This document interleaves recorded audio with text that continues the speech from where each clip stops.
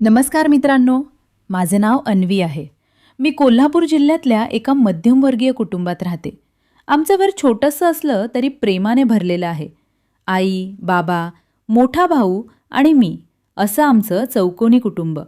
माझं वय 25 वर्ष असून मी सध्या पदवीच्या शेवटच्या वर्षाला आहे. माझा भाऊ आदित्य एका नामांकित IT कंपनीत नोकरी करतो. बाबा खाजगी कंपनीत कामाला आहेत आणि आई गृहिणी आहे. आमचं आयुष्य अगदी साधं पण आनंदी चाललेलं. एके संध्याकाळी दाराची बेल वाजली. मी दार उघडलं तर समोर माझा भाऊ आणि त्याच्यासोबत एक तरुण उभा होता. भाऊ हसत म्हणाला, "अन्वी, हा माझा मित्र नील आहे. ऑफिसमध्येच नव्याने जॉईन झाला आहे."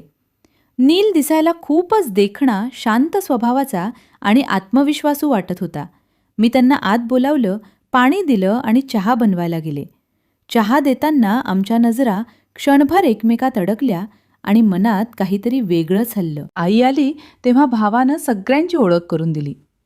नील गावाकडून शहरात आलेला होता आणि सध्या राहायची सोय नसल्यामुळे काही दिवस आमच्याकडेच थांबणार होता. घर मोठं असल्यामुळे आईबाबांनी आनंदानं होकार दिला. त्या रात्री सगळे एकत्र जेवायला बसलो. जेवणात नील फारसं बोलत नव्हता, पण त्याची नजर नकळत माझ्याकडे जात होती आणि मीही चोरून त्याच्याकडे पाहत होते. पुढच्या काही दिवसात तो भावासोबत ऑफिसला जाऊ लागला.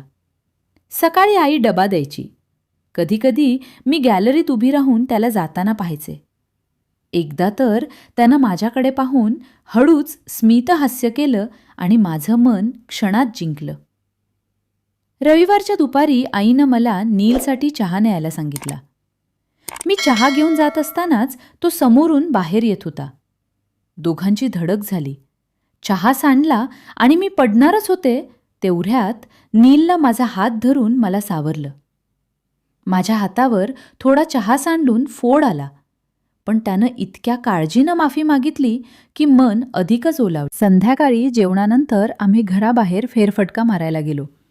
तेव्हा त्याने पुन्हा माफी मागितली आणि गप्पा सुरू झाल्या. त्याने आपली गावाकडची पार्श्वभूमी, शिक्षण, आईवडिलांबद्दल सांगितलं. मीही माझ्या अभ्यासाबद्दल बोलले. हातावरचा फोड पाहून त्याने हलकेच फुंकर मारली आणि त्या क्षणी काहीतरी नातं जुळल्यासारखं वाटलं. काही दिवसातच नीलला शहरात एक 1 BHK फ्लॅट मिळाला आणि तो तिथे शिफ्ट झाला. तो गेल्यापासून मला घर रिकामं वाटू लागलं. मी भावाच्या मोबाईलमधून त्याचा नंबर घेतला आणि मेसेज केला. सुरुवातीला थोडी गंमत, थोडी गैरसमज, पण नंतर आम्ही ओळख पटवली आणि गप्पा वाढू लागल्या. कधी फोन, कधी मेसेज असं रोज बोलणं व्हायचं. एकदा भावाला काम होतं म्हणून आईने मला नीलचा डबा द्यायला पाठवलं. ही माझ्यासाठी मोठी संधी होती. नीट तयार होऊन मी त्याच्या फ्लॅटवर गेले. दार उघडताच त्याच्या चेहऱ्यावरचं आश्चर्य आणि आनंद स्पष्ट दिसत होता. आम्ही एकत्र जेवलो, गप्पा मारल्या.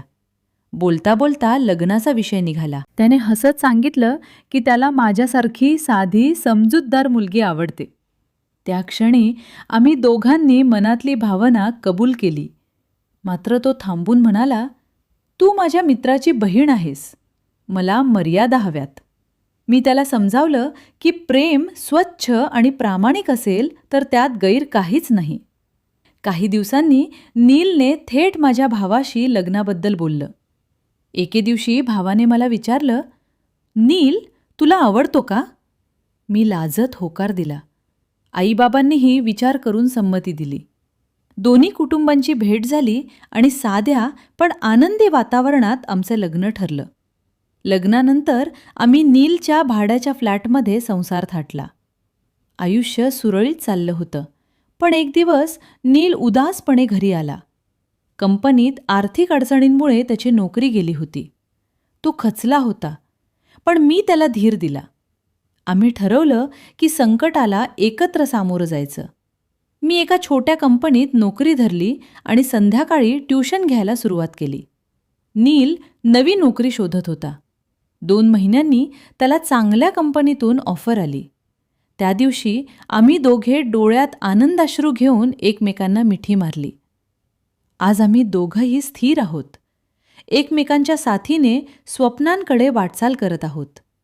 आमची प्रेमकथा केवळ सुखाची नाही, तर संघर्षातून घडलेली, विश्वासाने मजबूत झालेली आणि एकमेकांच्या आधारावर उभी राहिलेली आहे.